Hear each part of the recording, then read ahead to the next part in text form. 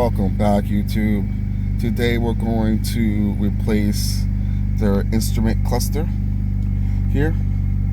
As you can see in the middle here, it's unclear, so it's gotten to the point where I can't really see that well the indicators that pop up in the little windows here.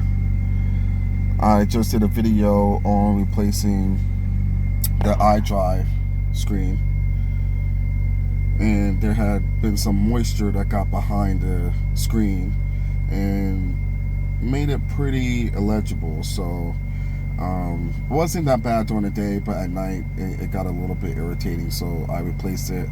Now it looks brand new, and we're going to do the same thing for the instrument cluster. So I just wanted to show you how it looks with the car on, just to give you an idea of why I'm replacing it. But pretty much it's just 2 screws, just like the iDrive screen, and then we're going to pull it out and disconnect the connections and the cables on the back, and just take out a new one here.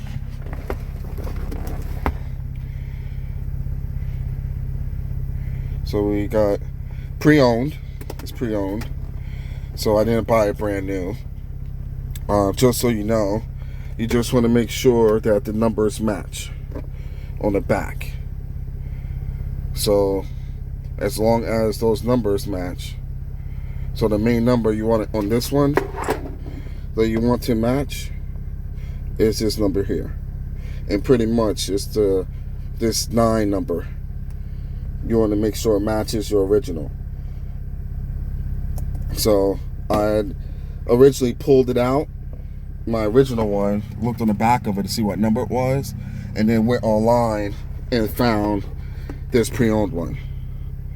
And the reason why you want to do that is for compatibility, because if you get a different number, sometimes it's just not compatible. Other times, in order for it to be compatible, it has to be programmed by the dealer, and why go through the hassle. So I picked this up for $100 online on the eBay, and we're going to install it now. Here we go. Okay, so the first thing we're going to want to do is drop our steering wheel, because the clearance, there's not that much clearance once we take out the screws. So there's one screw here, the other screw is there, and T10s. So all you need is a Torx 10 to take them out. So I loosened it a little bit. I couldn't hold the camera and show you, so I loosened it a little bit just to show you this part. So there's one screw. Here's the other screw. So there's the 2 screws. With the 2 screws out, you just fold the top down like so, and just to show you the number, see that 9 number, 911021303. You want to make sure that the one that you get to replace it has that same 9 number, 9110213. So it doesn't have to have the 03, but the 9110213 it needs to have. So definitely make sure that yours have that, whatever number yours is. Slide this out, and again, the clearance is not that great at all. So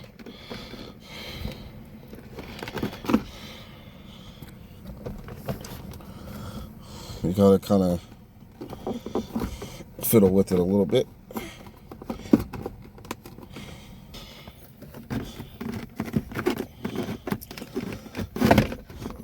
There we go.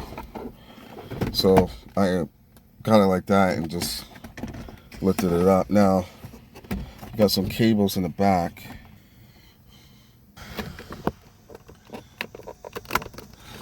Okay, so you press it down, flip this over the button that you press down. Trying to give you a good angle. So press the black piece down, and this bracket, flip over it, and it'll eject it out like that.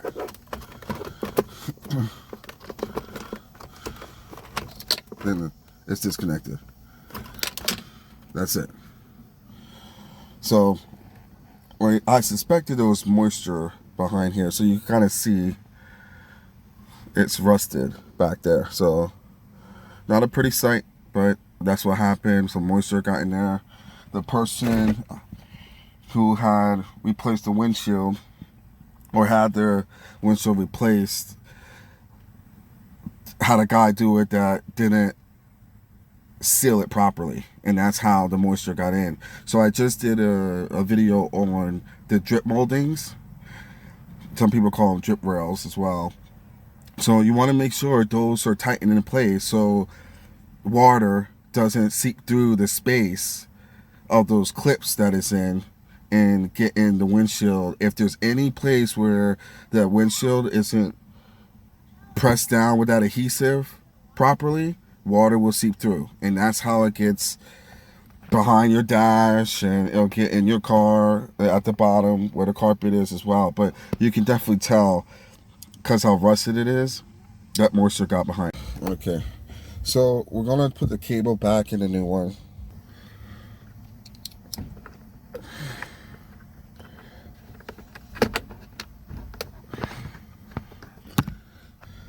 And then that bracket, we're going to fold back over, and it's going to lock it in place like that. So it's in. So just fold it over. Again, this black button here that you use to release it, press down, pull it, and it'll release it. Just make sure it's above this button here, and it clips into place. So now we're just gonna finagle it back in. So you're gonna want to drop it in between.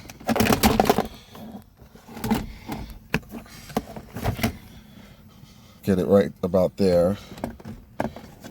Then you don't want to push it in some. So all I'm going to do now is put the screws in, and that's it. So, and remember, those are T10s. So I just wanted to show what the new screen looks like. So before, I couldn't even see the boxes. So, and the indicator there is just my adaptive headlight. That's all. So I did a video on replacing my iDrive, and we just replaced the instrument cluster. So easy, 2 screws literally, connection in the back, and then put your new one, put the connection into the new one, tighten up the screws, you're done. And this originally registered actually at 217,000 some miles when power got to it, which was obviously the car that it came out of. But then once I turned the car on, it actually adjusted to my car. So again, make sure you get the one that has the same number as the one that came with your car. Okay, all in, screws tightened down. Looks like a brand new screen, guys. So just wanted to show it. Nice, tightened up. Again, if you're going to do this and you want to get it pre-owned, make sure that the number on the back match. So pull out the one you currently have, see what the number is, then search for that number online. A lot better than getting a new one or having a dealer lie to you and say that it has to be programmed by the dealer. It does not have to be programmed by the dealer, and this DIY is evidence of that. So please like the video, subscribe to the channel. Till the next DIY, guys. Thanks for watching. Don't forget to like the video and subscribe to the channel. Visit beamermods.com for BMW performance intakes, clothing and accessories. Unleash your BMW engine. Increase horsepower.